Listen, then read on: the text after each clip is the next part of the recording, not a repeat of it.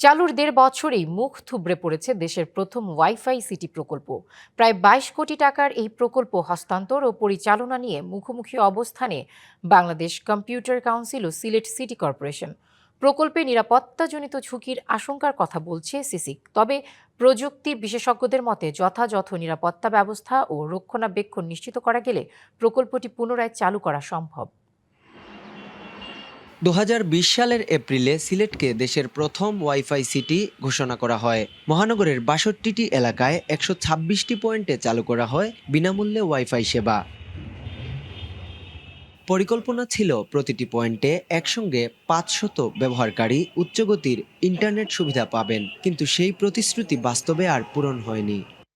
প্রথম ১ বছর ইন্টারনেট সেবার ব্যয় বহন করে প্রকল্প বাস্তবায়নকারী সংস্থা বাংলাদেশ কম্পিউটার কাউন্সিল বিসিসি। পরে প্রকল্পটি সিলেট সিটি কর্পোরেশনের কাছে হস্তান্তরের পর আরও ৬ মাস সেবা চালু থাকলেও ৪২ লাখ টাকার বিল বকেয়া থাকায় সংযোগ বন্ধ করে দেওয়া হয়। এরপর থেকেই কোটি টাকার যন্ত্রপাতি পড়ে আছে অযত্নে।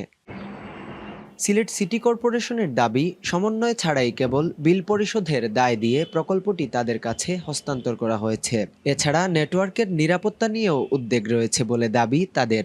এই সমস্ত পয়েন্টগুলো চালাতে একটু ইন্টারনেট প্রয়োজন হয়। Bangladesh power development pole, BTCL এর পোল শিফটিং, রাস্তা খননের ফলে এখানে অনেক কেবল কাটা পড়ে। এই খাতে আসলে বরাদ্দের কোনো সুযোগ না থাকে এটি আসলে অনেকটা এখন বন্ধ অবস্থায় আছে। এখানে টেকনিক্যাল কিছু বিষয় আছে, কারণ এই সেটআপ যেটা করা হয়েছে এটা একটা পার্টিকুলার কোম্পানির এরকমভাবে করা হয়েছে, সোর্স কোডটা শুধু ওদের ওখান থেকেই করতে হবে, এটা অনেক ব্যয়বহুল। তবে বাংলাদেশ কম্পিউটার কাউন্সিল বলছে প্রয়োজনীয় সব কারিগরি পরীক্ষা নিরীক্ষা সম্পন্ন করেই প্রকল্পটি বাস্তবায়ন করা হয়েছে।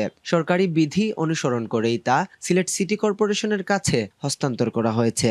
এটা যখন ফুল ফাংশনাল হয়ে যাবে, ইনস্টলেশনের শেষ হয়ে যাবে, তারপরে এটা সিটি কর্পোরেশন বুঝে নেবে। তো আমাদের অংশে যতটুকু দায়িত্ব কর্তব্য ছিল সবকটাকে আমরা ঠিকঠাক ভাবে এটা কিভাবে নিয়ন্ত্রণ করতে হয় সেগুলো সব ওনাদেরকে ট্রেনিং দিয়ে বুঝিয়ে দিয়েছে। নগদ নিয়ে এলো হার না মানা হার অফার।